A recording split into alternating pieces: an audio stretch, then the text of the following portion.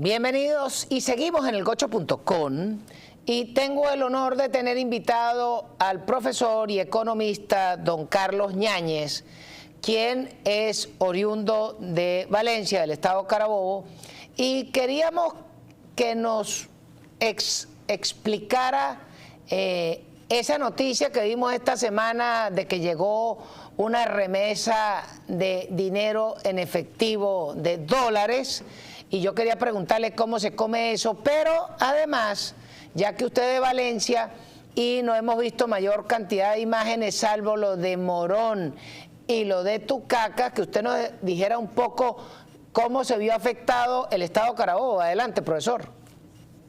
Bueno, muchísimas gracias, buenas noches, saludos a tu audiencia de la Florida. En efecto, el estado Carabobo tuvo afectaciones en infraestructura, en los municipios de Valencia, particularmente un edificio que está en la avenida Bolívar fue declarado inhabitable. En el municipio de Naguanagua se cayó una estructura donde funcionaba un antiguo colegio universitario conocido como CUAM, Colegio Universitario de Administración y Mercadeo. La Universidad de Carabobo sufrió afecciones en la Facultad de Ingeniería. Gracias a Dios en las demás facultades no sufrió mayor daño. El día lunes iniciamos actividades luego del peritaje respectivo. En Naguanagua, en Residencias El Mirador, también hubo afecciones. Es decir, la torre exterior se agrietó, se abrieron las juntas de dilatación, por ahora se presume, y está todo el estado en proceso de evaluación de las juntas conformadas por el Colegio de Ingenieros de la localidad y por la gobernación. La catedral de la ciudad de Valencia, localizada en el casco histórico de la ciudad, también sufrió afecciones importantes, graves, en su cúpula. En el municipio de Montalbán, la iglesia quedó técnicamente destruida. Lo que ocurre es que hay mucho silencio por parte de el análisis del balance de lo que supuso este sismo, pero en imágenes o en cifras de la ACNUR y de la NASA particularmente, se habla de 237.000 edificaciones afectadas en todo el territorio. Obviamente los sectores de mayor afección fueron claro, en Vargas y Caracas. Y Caracas. Sin embargo, en el estado Carabobo, municipios como Puerto Cabello sufrieron afecciones, municipios como Juan José Mora, Morón, sufrió afecciones en la carretera, porque allí fue el epicentro del primer sismo. Entonces, bueno, la situación no es sencilla, y esto ha agravado el problema de el suministro de los ya precarios servicios públicos, entre ellos la electricidad, que se corta en la ciudad de Valencia y en el estado Carabobo por 6 horas diarias a la semana. Entonces, entenderás que esto es una situación sin ninguna planificación, o sea, puede tocarte en la mañana, en la tarde o en la noche y tienes que esperar 6 horas. El corte de ayer comenzó a las 7 de la noche, terminó a las 12:30 de la madrugada del día de hoy, y hoy a la 1:30 de la tarde tuvimos un corte hasta las 7 de la noche de energía eléctrica, con la consecuencia que esto supone en el suministro de agua potable, que en las zonas en donde hay afección es necesario que la ayuda sea manejada en la distribución de estos servicios. Caramba, profesor, pues gracias por ilustrarnos, porque, insisto, de Carabobo, salvo lo que vi de Morón y lo que vi de Tucacas, que es Falcón, todo lo demás lo tapó las autoridades de la zona. Sí, pero quería que nos ilustrara con respecto al tema de los dólares que llegaron. ¿Cómo se come eso para el ciudadano de la calle? Por favor.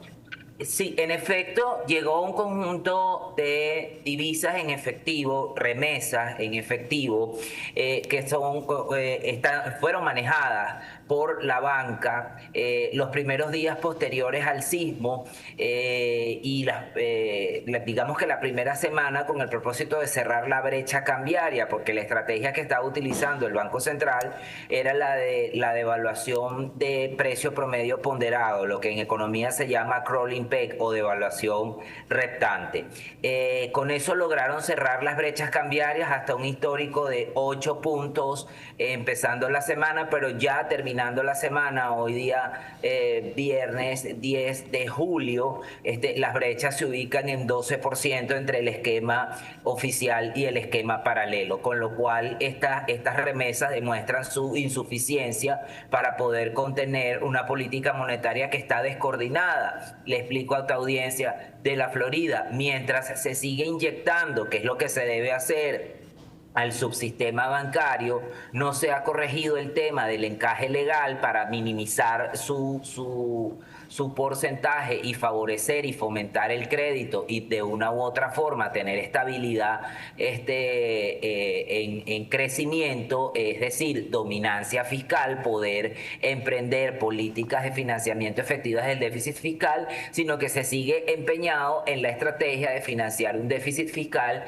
desde Petróleos de Venezuela, que ya supera al último corte, el 19 de junio, días antes de la catástrofe, los 3.500 millones de dólares, representa 350 veces la capacidad, 350 puntos porcentuales, perdón, la capacidad de generación de base monetaria del Banco Central y 31% de lo que tenemos en reservas internacionales. Te escucho.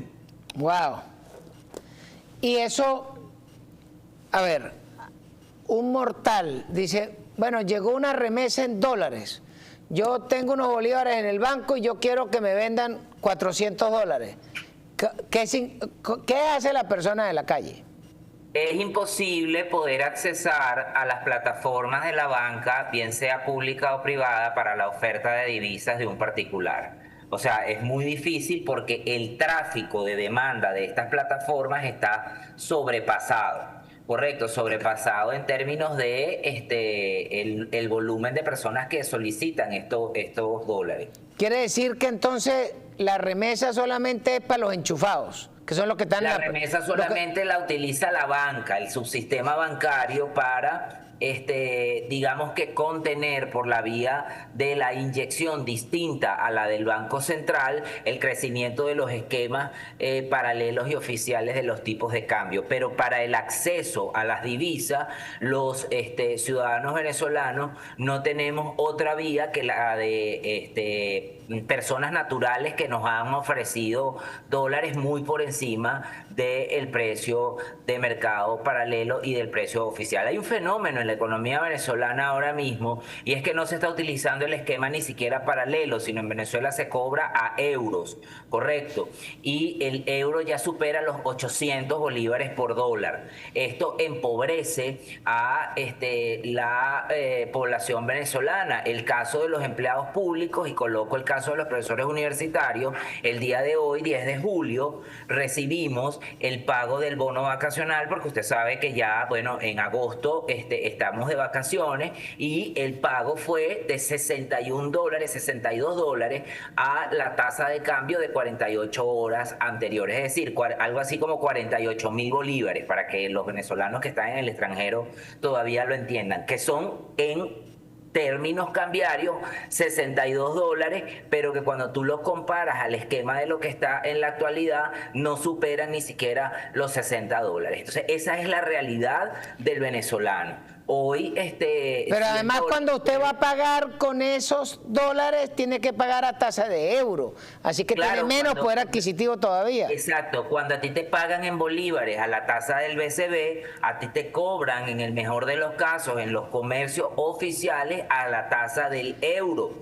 Entonces ni siquiera estás pagando a la tasa del dólar oficial, que en este momento la brecha es de 12%. Profesor, no, estás pagando una tasa que es absolutamente imposible de llegar. Escucho. Profesor, tenemos que ir a un pequeño corte comercial y ya venimos para que nos siga esbozando el tema.